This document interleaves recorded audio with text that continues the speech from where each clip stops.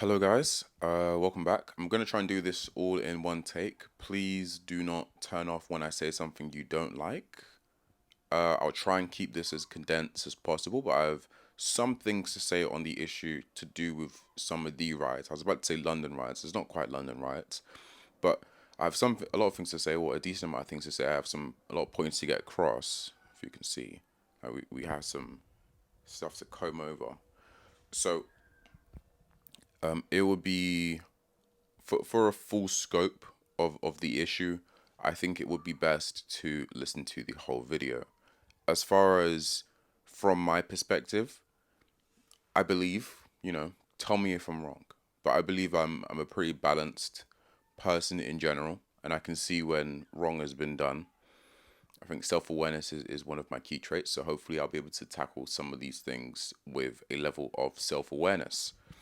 To start off with, what happened and how does this start? Obviously, I'm not going to go through every single issue that has been brought up with these riots. Some key things for those who are uninitiated. I guess you could say it started with the whole Southport murders, but a week before, Abdul Wahid, um, who was the leader of a terrorist organization, essentially. I know most people would say he was this. He was the leader of a terrorist organization. He was given, I believe it was life in prison. So the eyes were definitely on the Muslims to start with, and a little with minorities, but obviously mainly the Muslims with the whole jihad and all that kind of stuff. Then a week later, Southport happened. Now we can talk all about Southport this, Southport that. Nobody is arguing. Well, at least not that I've heard. Nobody is arguing that Southport isn't a tragedy. Southport was a huge tragedy. Some of the key things to come out of Southport, just to take it strictly away from the murdering bit of that guy, and more towards the impacts, like the way the media handled it, the way uh, um he was handled as the way the public handled the fact that he was in fact black like me. Okay, so after the murders happened, the media, the police, they refused to reveal his age, his name, who he was, his personal details to that effect. And the rumors circulating around were that he was a Muslim. I do believe that they thought that he was more like a Middle Eastern Muslim, like a North African, not like a Muslim, like a black African type, like a, you know what I mean? Like not like a black African type of Muslim. Because I feel that there is a slight, just a slight separation. I think there's actually a good separation between them. But when obviously when they did eventually reveal his details and his personal information, which if you look at it, it was the right thing to do to conceal his information at first. I know obviously he is a killer, but this is the law. If you have a law that you can't, put out the details of someone who is under 18, you have to stick to that law no matter what the circumstances are, unless you want to abolish the law. You don't get to pick and choose when the law applies. And so they did, I think, a lawful thing, whether you want to say it's a good thing or not, a lawful thing in terms of concealing his details. Another thing to note as well, a week and a half, 2 weeks later, a video, a week and a half, 2 weeks before my pardon, a video surfaced of in Manchester Airport of what appeared to be a group of Muslim guys getting completely harassed and getting kicked in the head and stomped on by armed police at an airport. Now, obviously, this created some outrage, but on the flip side, a week later, because it was painted as if these police officers were brutal, they were evil. Now, a week later, not even a week later, barely a week later, a few days later, after Manchester police had given their statements, they said, well, they didn't say, they showed CCTV footage. So, for those of you who might not have seen the video, what happened was it was a recording of the people, the civilians, we're going to say, getting beaten up by police, more or less. And it started as they were getting beaten up. Manchester police revealed or showed us the CCTV footage from literally 15, 20 seconds earlier before that video pressed go. Or maybe he had that footage, but he didn't release it because he knows it would have looked bad upon the immigrants or minority people or Muslims. I'm trying to phrase them because there's a lot of different communities we're going to be talking about in this video. But for this instance, we're just going to say Muslims. It would have looked bad on those Muslims. And in that video, you can see those Muslims assaulting police officers. You can see them basically knocking out a female police officer. They broke her nose. That's what it said. They broke her nose. The guy that was being stomped on, he was hit in the back of the head, and I was essentially getting ambushed by two of these guys, and just about managed to taser him. If you see the video, like he tases him in a really weird way, but he just about managed to get him, or he was getting really beaten up, like from behind and from the front. And then the video cuts on when they've just about got them under control, and then he stamps on his head. Personally, I do feel, in a way, it was a valid response. You know, there's twofold to this. One, as police officers, you are held to a higher standard. Now, at the point in which his head was being stamped on and being kicked and whatever have you, these people were tased and on the ground. They were not moving. They were tased. They were... So, as a police officer, it's technically your job to not aggravate further. You use as much force as is needed, not as is possible, as needed. And at that point in time, clearly the level of force needed was not a kick and a stamp to the head. That being said, there are some things to note here. This was at an airport. These were not regular policemen, they were armed policemen with tasers, not guns, which I was kind of surprised. And another thing is that these people are human and they make mistakes. And, well, I guess a fourth thing is that something like this would never happen in another country like America. If this was America, one, do you think those Muslim people at an airport would start trying to assault police? No. They would be dead. That's just hard facts of it. If that incident happened in America, those guys wouldn't have got stomped on. They would be dead. They would be 6 feet under. They would be riddled with bullets. But this is the UK. And the UK is slightly soft. And so the same thing with the Abdul Wahid situation that happened, that kind of was brought to light in terms of his sentencing, and they kicked down his door like a week later from that, is that Abdul Wahid, he goes by many names, but if you search for Abdul Wahid, you'll know exactly who I'm talking about. Abdul Wahid was put in prison, but they let him out early. And then they decided to finally give him life. So there is definitely some sort of trend going on with people are not prepared, or the UK is not prepared to really dish out force. They are not prepared to dish out force. And when they do dish out heavy levels of force, they are not met positively. Like, if an incident like that happened in America where police are getting assaulted and getting beat up, and the people trying to beat them up end up dead, everyone would go, well, why'd you do that? Why did you try and hit a police officer at an airport? Not any place, an airport. Very heavily guarded, very sensitive areas. Airports are very sensitive areas in basically any country, especially after 2001. Not just for America, in the UK too. Nobody wants that happening to their country. And so some things that may fly just on the street, not even just fly, some things that may go for a minor punishment on the street can be very, very touchy in an airport. And so that is to note. Do I think he did something really wrong by kicking the head and stamping the head of that man? Again, yes and no. In the context, if this was just on the street, of course he did. Given the context of where they are, what they did, and such and such and so forth, I'm pretty 50-50 on it. Like, this is, at some point in time, you do need to put your foot down.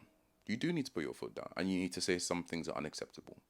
And hitting the head, or hitting the back of the head, and jumping police officers, breaking police officers' noses, and then you're complaining about the fact that they used brutal force afterwards. You should be happy you're alive. I will be honest with you. You should be happy you're alive. And the police are there to keep everyone safe. And part of the police is that they have force, they have permission to use force a regular person wouldn't dream of. And we shouldn't use the fact that they are police and that they are held to a higher standard to say that they should take any form of abuse at any given time. That just isn't how it works. That's not a good deal. That's not how we have a good police force, right? We give them higher responsibility, but we also give them higher privileges to do basically not whatever they want, but more than the average person. They have the ability to escalate things more than the average person, do things that the average person could not do. So, those two situations between Abdul Wahid being a leader of a terrorist group and the situation in Manchester Airport both culminate in. Okay, one second. I might have to. Okay, no, we can continue. Actually, wait. Hold on one second. Hold on one second.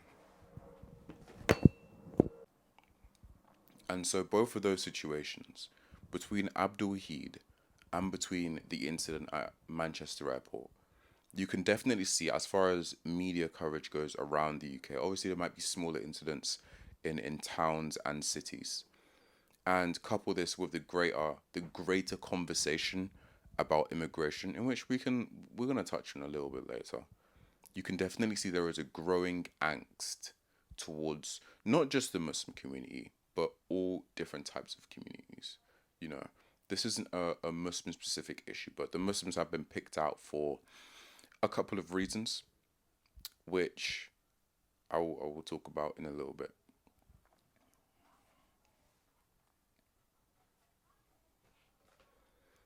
But the fact that so moving forward to the Southport incident, which I would say acts as the lighting match to a fire, essentially. But is it the fire that was lit because of Southport? Maybe, maybe not. But you'll get what I mean when I say it in a second. The Southport incident.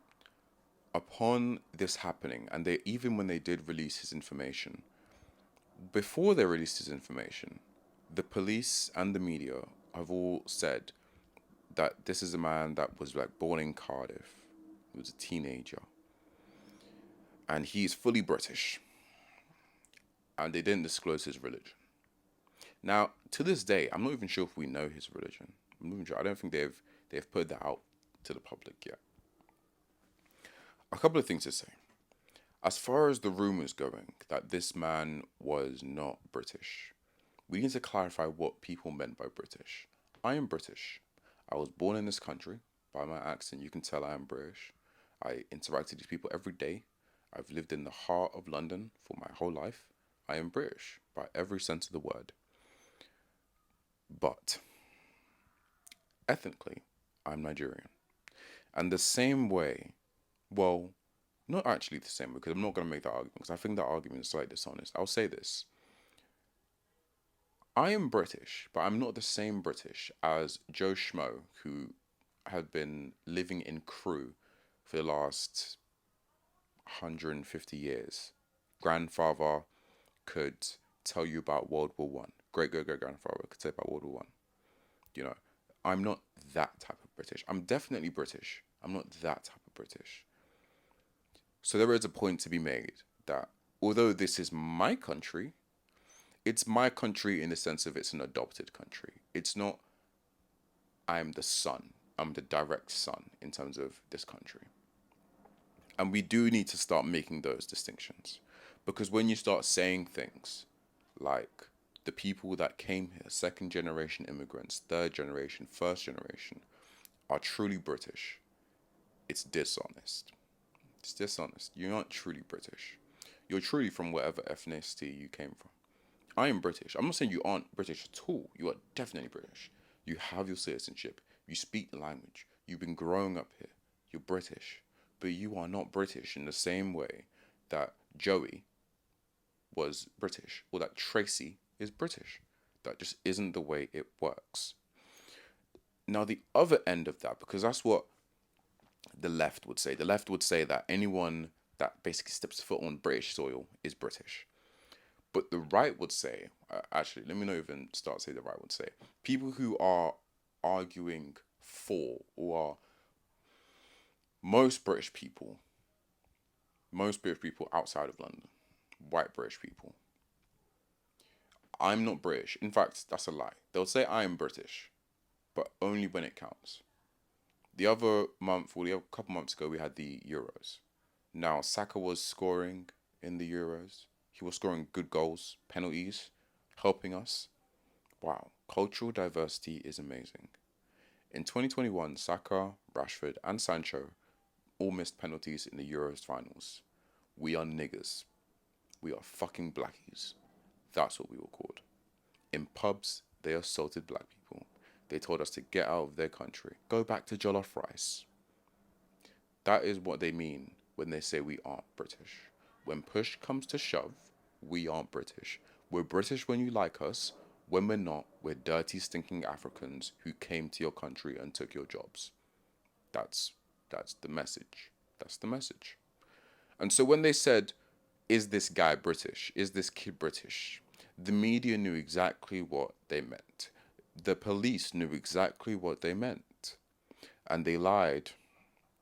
Well, they told a lie within a truth.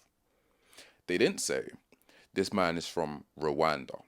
He is Rwandan. He's grown up in the UK. He's grown up in Cardiff, or yeah, he's grown up in the UK. But he is ethnically Rwandan. They painted this man as he was from white British parents. And so when pictures of him came out, when he was a child, by the way, because they didn't release full-fledged adult pictures of this guy, when pictures came out when he was a child, and they showed him, and he was black as me, everyone had a problem, or at least everyone who was in that Southport area, everyone who was not in London, where I'm not sure if you guys know how London, if you guys are not very well versed in the UK, most people from minorities are in London. Most of them are in London.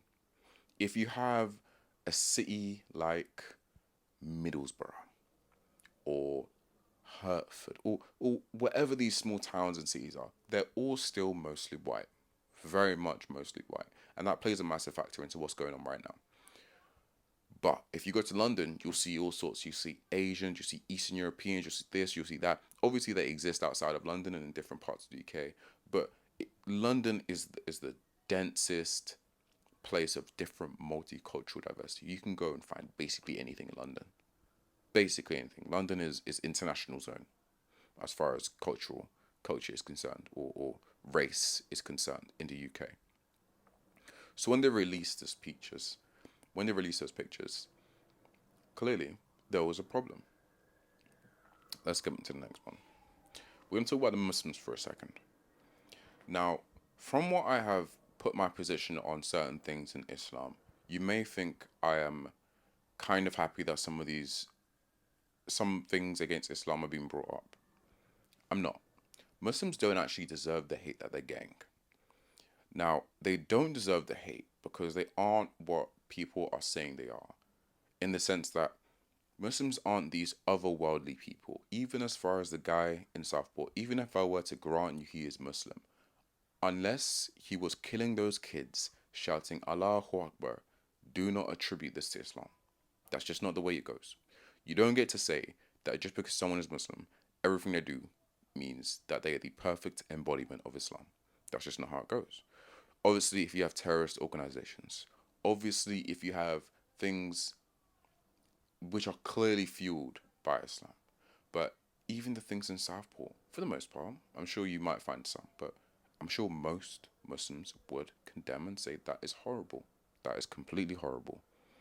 But why has everyone decided to target Muslims? Obviously, we had those two previous incidents in Abdul Wahid and the Greater Manchester Airport. But why Muslims? They could have picked any, because their argument is for immigration as a whole. They aren't saying ban Muslims. They're doing Muslims for two reasons. The first reason is simple as, if people who are white British, if people from the EDL, if all these, okay, if all these different people were saying, get the black people out of this country, every media outlet would target these people as racist and the conversation would be over. You would never get a conversation, you wouldn't get very far. And so you need to market what you're saying, even if it's riots. Riots are good marketing. You need to market what you're saying in the correct way. And you get way further along being like Muslims are bad because Islam is an ideology than you do saying race is bad because you can change your religion, you can't change your race. The second thing is that Muslims are great scapegoats because there are genuine Muslims genuinely don't actually fit in British culture. I know nobody wants to say it, but wearing a burqa, wearing even a hijab or an abaya is not British culture. Having being able to have full wives and the speaking of Arabic, it's not British culture. Yeah, the speaking of Arabic is not British culture. If an English person wanted to learn Arabic, it would take them the longest out of basically any single language. You know, like learning French will take you this many hours. Learning Arabic will take you a lot of hours, probably one of the most amount of hours. It's not necessarily because Arabic is hard, it's because it's opposite to English. So someone who only knows Arabic would need to spend a lot more time learning English than the opposite way around. I hope I'm communicating that properly. What I'm trying to say is that these cultures are very, very, very different. They are very different and they're easily different. And so they have a point. And not only are they easily different, Muslims are aggravatable very easily. Muslims are proud. They're very proud. And I don't mean proud as in having pride in our country. I mean proud as in like they're stuck up, a lot of them. They're stuck up. They think that they're shit. I'm going to be nice this video. Muslims don't believe they can do any harm. You can do no wrong. And so when something like this starts to happen, when an uproar like this against them starts to happen, instead of sending a different message, what they do, they lean into it, or unknowingly or unknowingly, they lean into it, and they allow reason. They allow reason to talk about this. If Muslims were perfect saints, this wouldn't be a conversation. But it is a conversation because they aren't perfect saints, and because there is legitimacy to what these white British people are saying.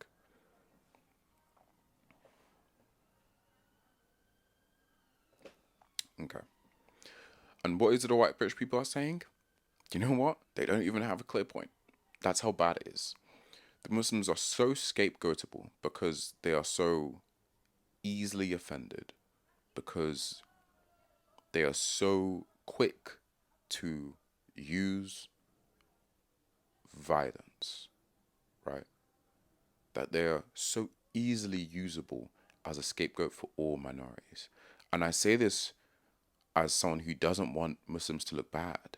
Because if you've seen on the news, right? If you've seen on the news, it's not like we're getting multiple heavier riots in the same city. We might have, okay, so you had the Southport riots right after the murders. But Southport, generally speaking, today is very quiet.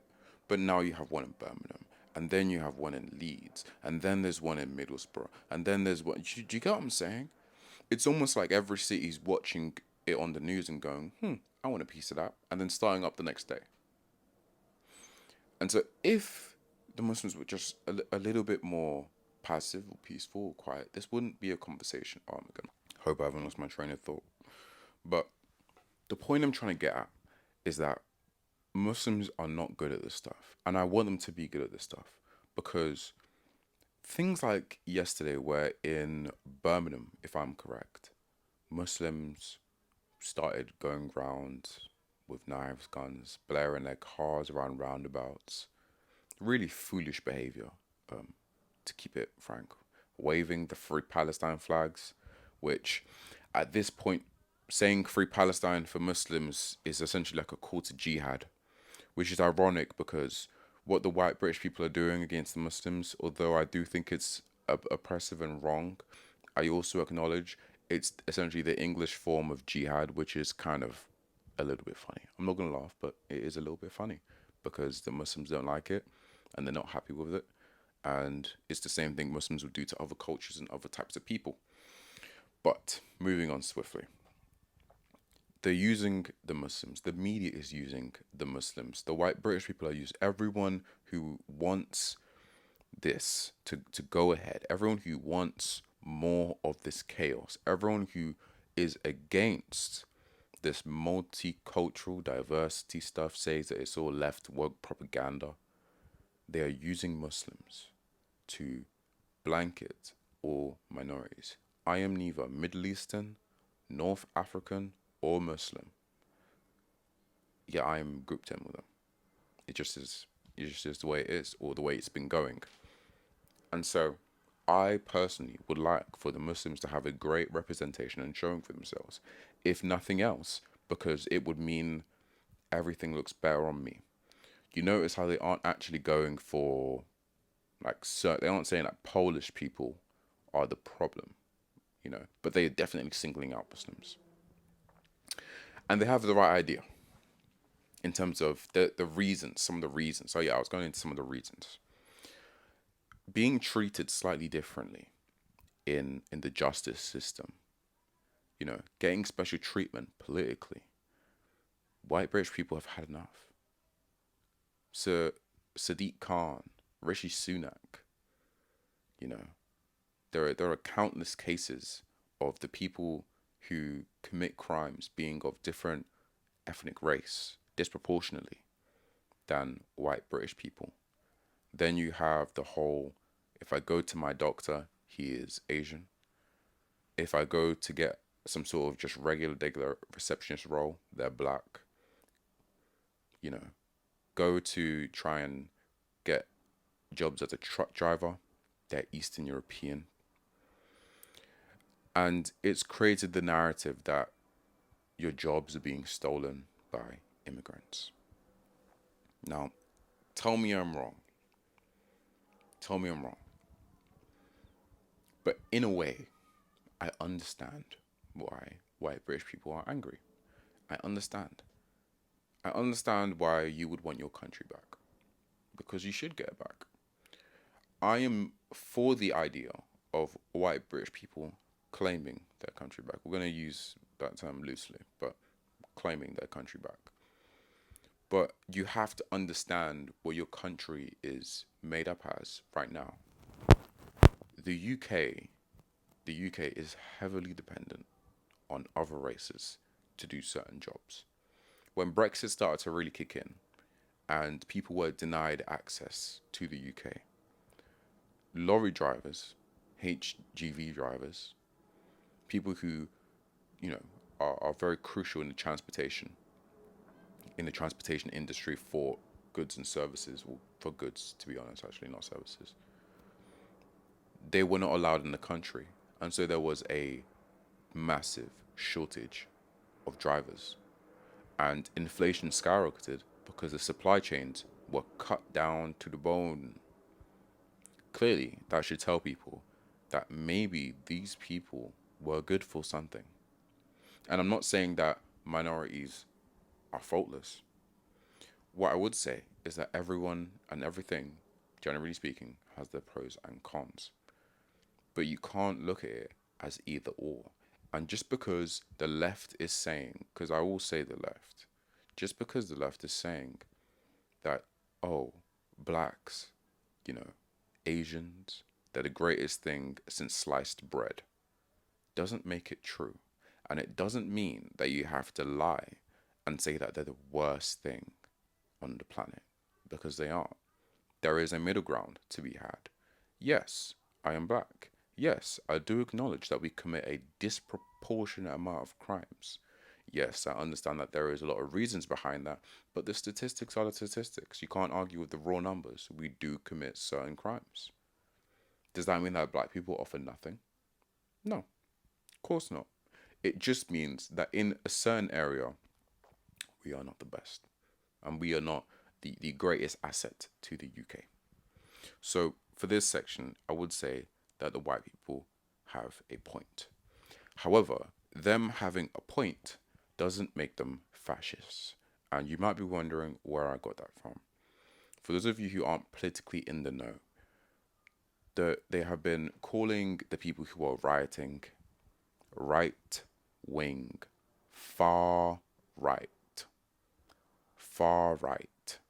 They turned far right overnight. Once they didn't like what was going on, once they said that they want more, essentially, patriotism in the UK, they were far right.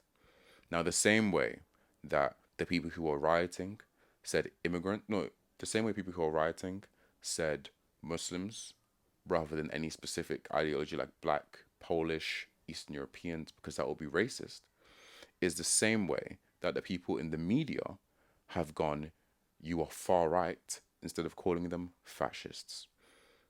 Both were wrong. Both were wrong on this point. And you're going to see that a lot in what I'm talking about. Both are wrong. But it doesn't make any of them right. Like, I don't want to say none of them are right on this. In a lot of this, none of them are really correct. The people rioting, you know, they're not fascists. They aren't fascists. A lot of them are just feel very hard done by. They're not fascists. And trying to paint them as fascists by everything except saying the word fascist is not good. It's bad. It's really bad. And it shows how not only the media, but in politics, because politicians just basically control the media. Basically, the government basically controls the media. Sky, BBC, GBN, all these different places, they are controlled by someone. They are not free thinkers. They are not, completely independent minded. They are controlled by someone. Someone pays the bills. Someone funds these people. And so it is in the greatest political interest to label these people who are rioting, to label these people who are angry as something that is otherworldly. And the last time you got labeled fascismo, which where the word comes from, you was in World War Two. Yeah. So obviously there's problems with that. Especially because if you label someone as fascist, you don't need to listen to them.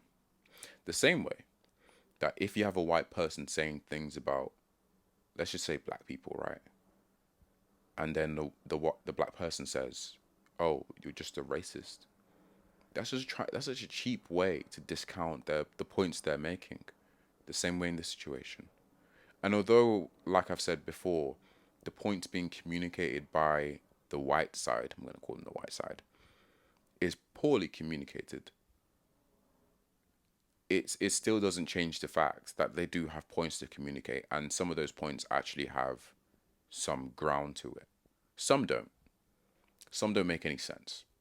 Like getting rid of immigrants in the UK or minorities, because anyone who isn't white is an immigrant, is what I mean. So doing that is stupid. I don't know what else to say. It's stupid. Like I said, the UK is basically run by the the the underbelly of the UK.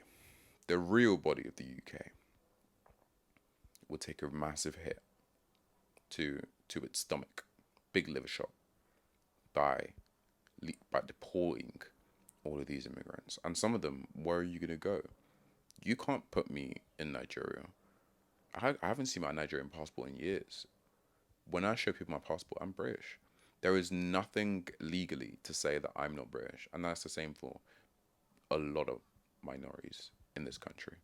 And even if you were to do that, you don't have the capabilities to fill the places. Mr. Khan, who is your GP doctor, if you take him back to Pakistan or Yemen or wherever he is from, you don't have the people to replace them. You don't have the people to replace the nurses of Shaniqua and I'm trying to think of black names, but you get my point. So I think all in all, it's done. I think I know actually. I don't think I know that these riots haven't actually amounted to anything yet, and they won't amount to anything for a couple of reasons. One,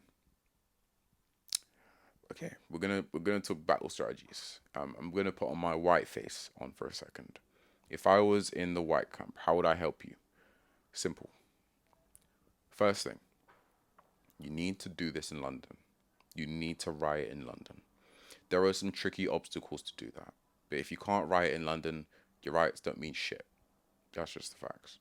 London is the beating heart of the UK. It's the heart and the mind of the UK. Now, one riot, and okay, no, multiple riots in all these smaller cities, Leeds, Birmingham, Middlesbrough, Southport, multiple of these riots will not eclipse a 1 or 2 day riot in London. London is where most of this trade happens. Closing off roads so people are late to work has economic consequences on the UK. And so if you want to hurt the UK, if you want to really send a message, you need to do it in London because that will disrupt way more money and therefore get way more attention. You also need a spokesperson. Although I said the people who are rioting aren't fascists, I'm sure there are some fascists in there. The same way that, black people aren't thieves, but I'm sure there are some thieves in there. What is it? Muslims are not terrorists, but there are definitely some terrorists in there. It goes with the trade, I guess. What was the point I'm trying to make? The point I'm trying to make is that, do you know what, let's skip to the next point. The point is that you can't do it in London because that's the next point. The next point, you can't do it in London. Although I said all the great things about doing this in London, you can't do it in London. All these different cities that they're doing it in, if you haven't noticed already, have a disproportionately amount of white people in them. Not London, like I said earlier. London's very multicultural and diverse. Stuff like this in London, between the police and actual minorities, and the fact that most people who live in London aren't like these people who live in, these off areas who all work in labor jobs in London. These guys are white collars. A lot of them are white collars. There aren't enough blue collar workers ready to get their hands dirty in London that are white. There's not, simply not. And so stuff like this wouldn't happen. You couldn't bully the police and every single minority in London. Even if people outside of London travelled in, they would still struggle. There just is that many people. There just is that many between the police and minorities. There's that many in London.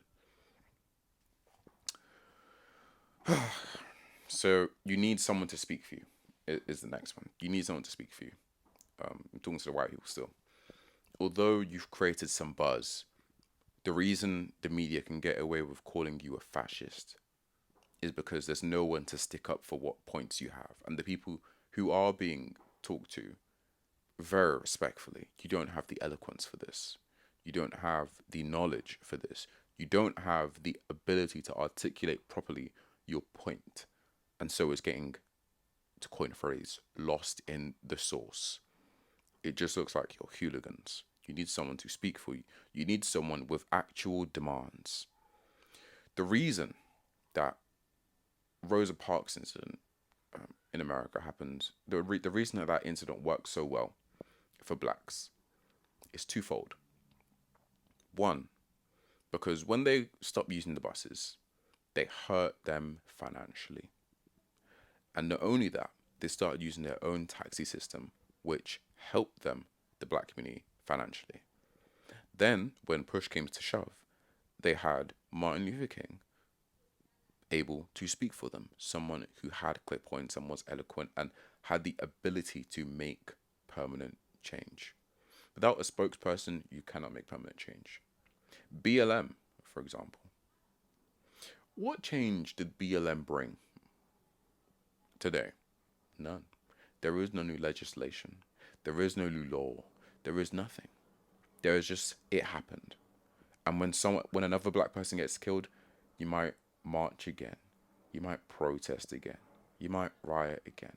But again and again and again and again and again and again. When are you going to actually see the change? Well, I'll tell you when.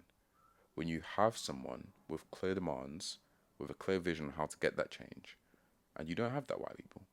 You do not have that. Black people didn't have it in BLM, and most people, and I'd say black people need it today as well. In as far as America goes, whenever they want to make some change, they need someone to be able to speak for them. As for the minorities or the Muslims, how would I help you? For one, actually, no, I would just do nothing. Just do nothing. Just let it blow over.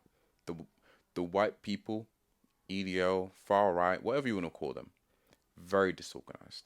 They don't have the ability to make this into a concrete point.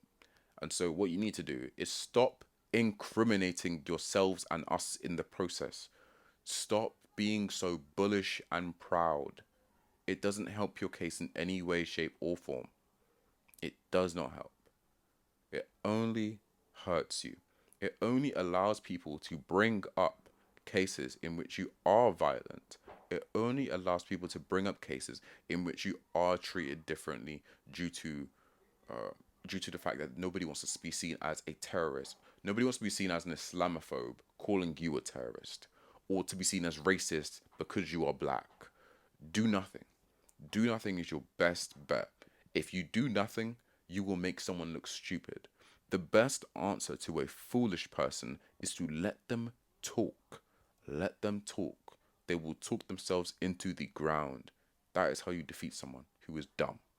And right now, for all intents and purposes, although rising in numbers, I must admit, but not by much, but rising in numbers in terms of riots, in terms of the amount of people participating, in terms of the veracity of these riots and what they're doing in them, attacking people from different minorities, Asian, Eastern European, black, Muslim, the whole lot.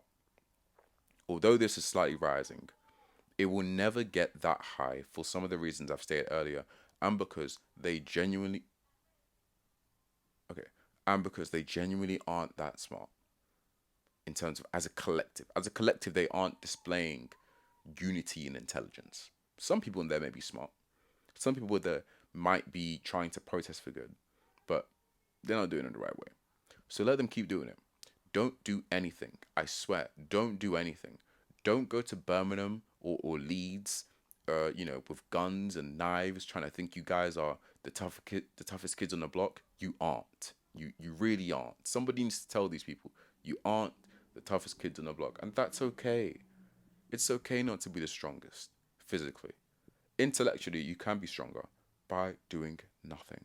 Stop leaning into what these people are saying about you. The worst thing that can happen now is black people start rioting and looting. The worst thing that can happen now is Muslim people start waving Free Palestine, which is a call for jihad. It's a call for jihad. Listen, I am for Free Palestine as well. I want these people in Gaza to stop being killed. That doesn't change the fact that when people say Free Palestine, they are for Hamas and they are for jihad, which is two abominable things, unnegotiable.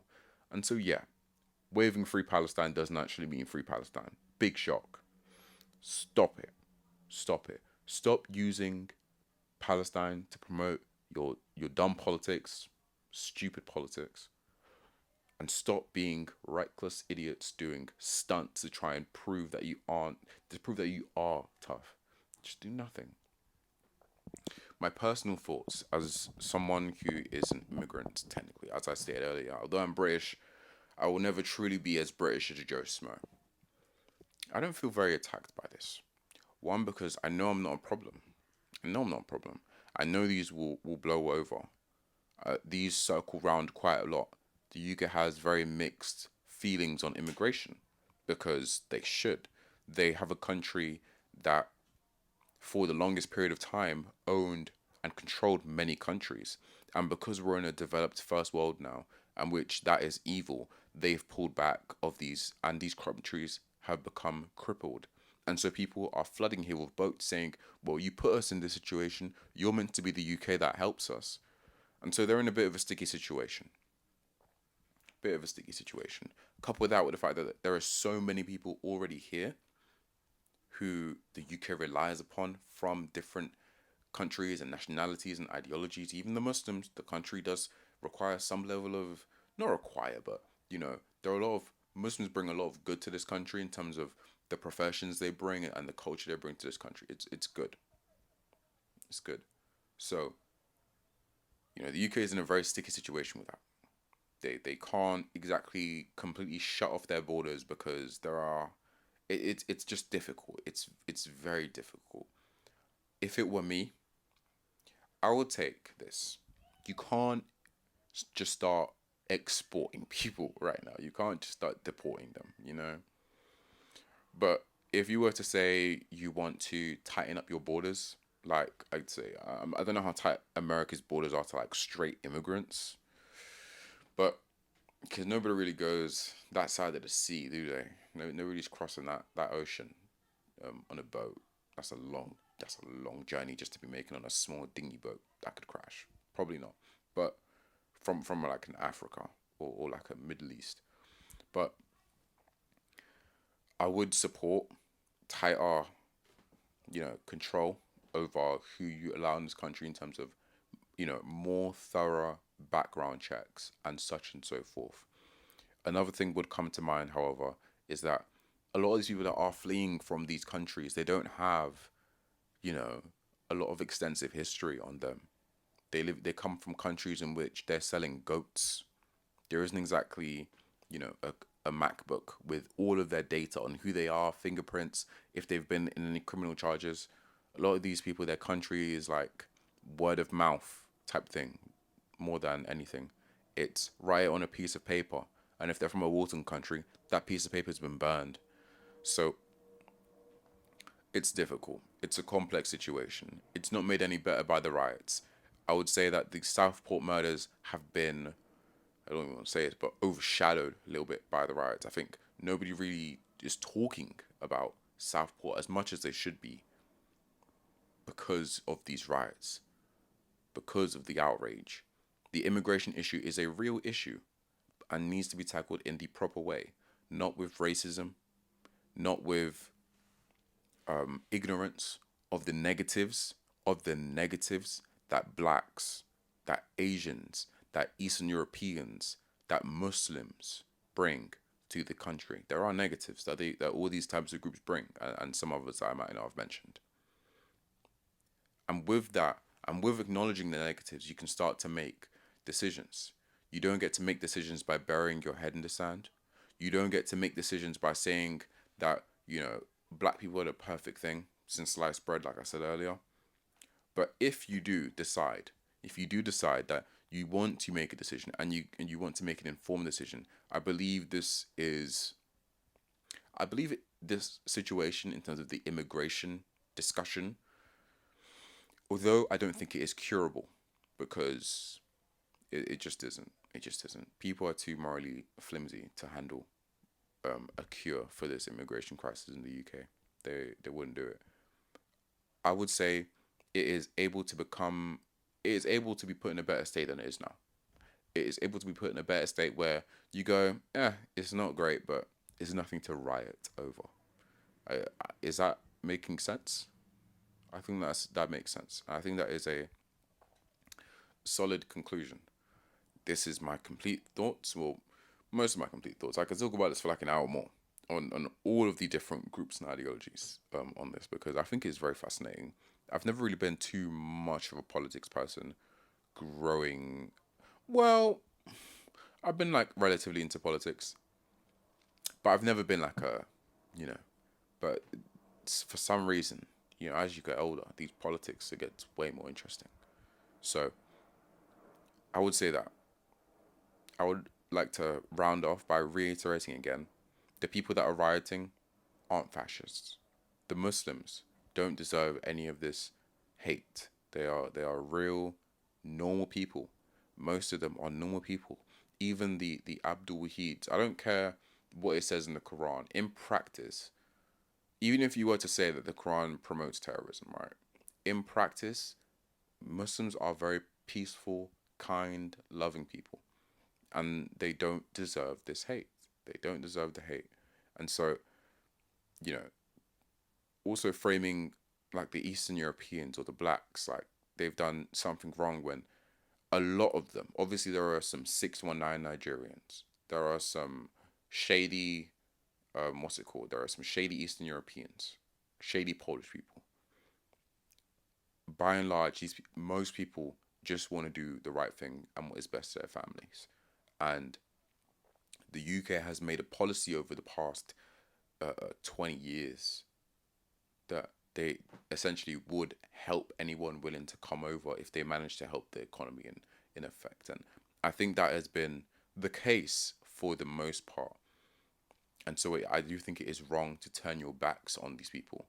However, from the other side, to say that everyone is great, you must acknowledge that these things have their drawbacks. You know, generational poverty and crime in the black community is a real thing that needs to be tackled. It's a real thing that needs to be tackled. The growing friction with the more people from Muslim communities that are coming out to the UK, that there are more Muslim people in the UK, and that culture of the ideology of Islam does not mesh well with white British culture. It just doesn't. And it doesn't necessarily mean, well, okay, let me just say this, right? I know I've talked a lot about Muslims, but that's because they have been targeting the most. Even something about Muslims, which is like Muslims are not very flexible in that ideology. Like Muslims will not move. You're more likely to see a progressive church than you are to see like a Muslim mosque going figi wahigi, with their morals and values on what it means to be a Muslim. And I do very much respect that. I do very much respect it. And this is coming from someone who's a pretty devout Christian, if I do say so myself. However, in this context, when you stick like a load of Muslims in East London or Bradford, it makes it seem, right? It makes it seem like these Muslims have moved in and have taken their culture and rejected everyone else's way of living and gone, we won't change because of their inflexibility. So what was technically a positive is now in context a negative. And so like I said, it's a complex scenario. It's a complex situation. And it isn't one speech away from being fixed long term.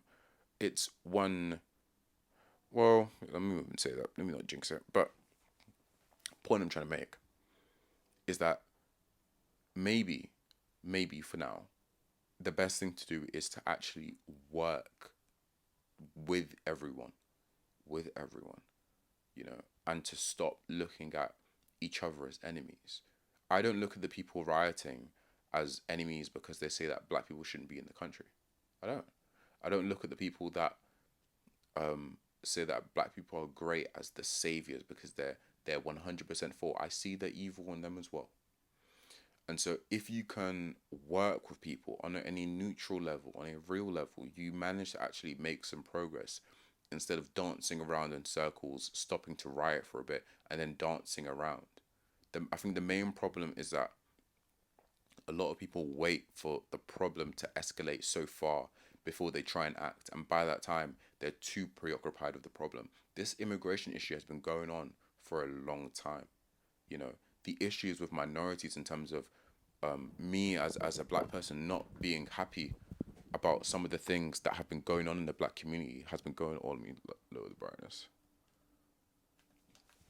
Has been going around for a long time. I, as a black person, my lived experience, a drop in the ocean, and I'm one of the more fortunate, eloquent, educated black people. My lived experience is a drop in the ocean compared to the general population. But even that, I've had some horrid times, and I've really felt the effects of being black in this country, if you know what I'm trying to say. And so these things matter, and they're real, and they've been going on for a long time. And if you keep looking at them as they are black and white issues, you either love them or deport them. They won't get fixed. Okay, that's it. That's all I'm gonna hold you for. I was gonna write something more in depth on it. Well, more in depth, but a lot shorter. But I felt let's just get this out there. So